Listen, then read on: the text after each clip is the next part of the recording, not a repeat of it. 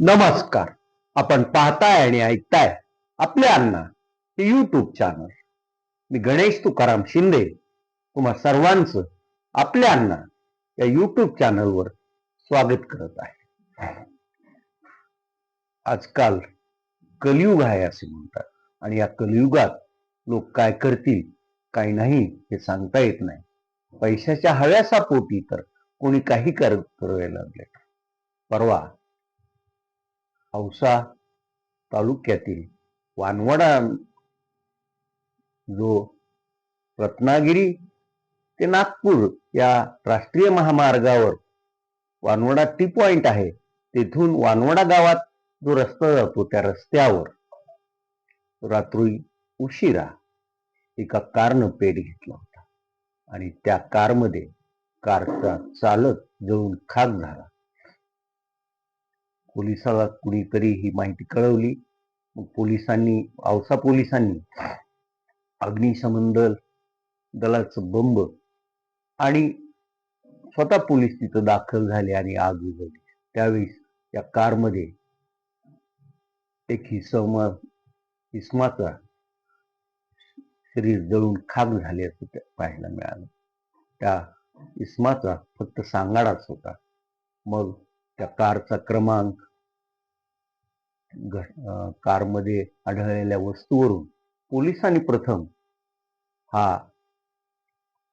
वानवडा तांडा येथील गणेश चव्हाणचा मृतदेह असावा असा कयास बांधला. त्याच्या नातेवाईकाला बोलवून घेतलं आणि शवविच्छेदनानंतर तो मृतदेह त्यांच्या ताब्यात देण्यात आला आणि त्यांना बजावून सांगण्यात आलं की इतर कोणाचा हा मृतदेह असेल तर तुम्ही तो मृतदेह परत उकरून काढून द्यायचा आहे असं कबूल करू. मग ज्या दुसऱ्या दिवशी पोलिसांनी पूर्ण कारची तपासणी केली, त्याचा हे घटनास्थळाचा सविस्तर आढावा घेतला. त्यानंतर मग त्यांनी गणेश चव्हाण हा काय करतो, त्याचं काय आहे त्याचा तपास सुरू केला. तेव्हा त्यांना गणेश चव्हाणचं एका महिलेबरोबर खास असं नातं असल्याचे समोर आले. मग त्या महिलेच्या मोबाईल पोलिसांनी ताब्यात घेतला आणि त्याच्याहून पडताळणी केली. त्यावेळेस गणेश चव्हाणची जे तो वापरत असलेले नेहमी वापरत असलेले 2 सिम कार्ड, त्या महिलेला जो तो संपर्कात राहायचा त्यापेक्षा तिसरं एक कार्डची माहिती मिळाली आणि मग पोलिसांनी त्या सिम कार्डच्या हालचालीवर लक्ष द्यायला सुरुवात केली. त्यावेळेस पोलिसांना हे सिम कार्ड सध्या कोल्हापूरच्या आसपास कार्यरत असल्याचं आढळून आलं. मग पोलिसांनी एक पथक तयार केलं आणि ते पथक कोल्हापूरकडे रवाना झालं.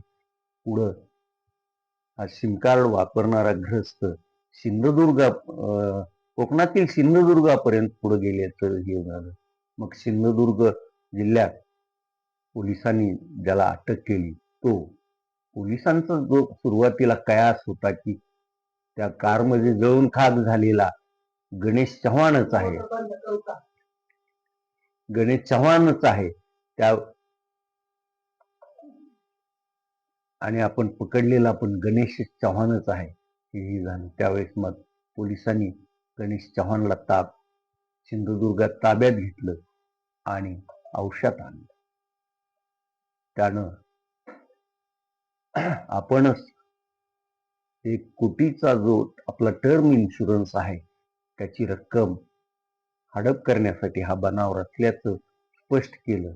आपण आपल्या पाहुण्याची ही गाडी 4 चाकी गाडी वापरत होतो असंही त्यानं सांगितलं आणि मी गाडी इकडं आणताना मला ज्यानं हात करून लिफ्ट मागितली त्या गोविंद यादव याला मी ड्रायव्हिंग सीटवर बसवलं, सीट बेल्ट लावला आणि गाडीला पेटवून दिलं असं कबुली जबाब पण त्यानं पोलिसांना दिला आहे.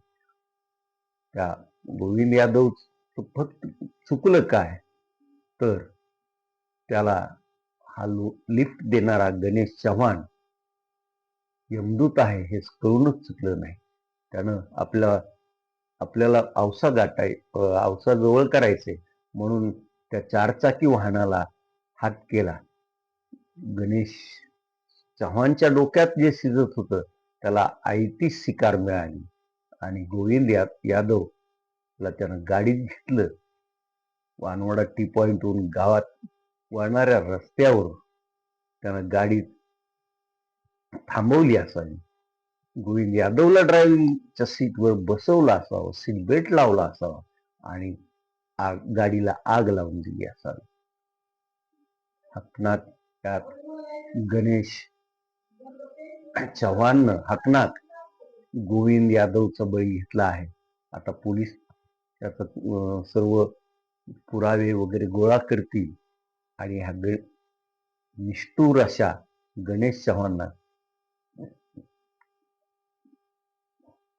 अगदी फाशीची शिक्षा होईल असंच पोलिसांनी तपास करावा ही सर्वांची इच्छा असणार आहे.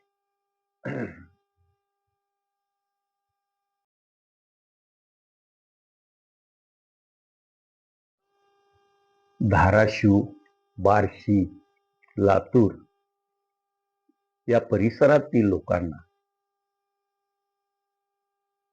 तिरुपतीच्या बालाजीचं दर्शन घेण्यासाठी आता दुसरी एक नवीन गाडी, साप्ताहिक गाडी, रेल्वे गाडी सुरू झालेली आहे.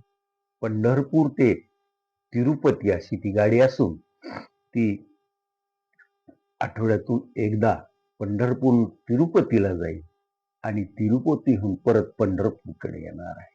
या गाडीचा शुभारंभ तसा 10 डिसेंबरला झाला असून दर शनिवार आणि रविवार तिचा प्रवास असणार आहे. या गाडीला पूर्वी बार्शी आणि धाराशिव या 2 रेल्वे स्थानकाला थांबेच नव्हते. मग ज्यावेळेस राजकीय नेते आणि प्रवासी संघांना लक्षात आलं त्यावेळेस त्यांनी मग रेल्वे प्रशासनाकडे याबाबत पाठपुरावा केला आणि त्या पाठपुराव्याला यश आलं असून पंढरपूर ते तिरुपती आणि तिरुपती ते पंढरपूर या रेल्वेला बार्शी आणि धाराशिव या रेल्वे स्थानकावर थांबा देण्यात आला आहे. आता या रेल्वेला तसं भाविकांचा मोठ्या प्रमाणात प्रतिसाद मिळेल अशीच अपेक्षा आहे.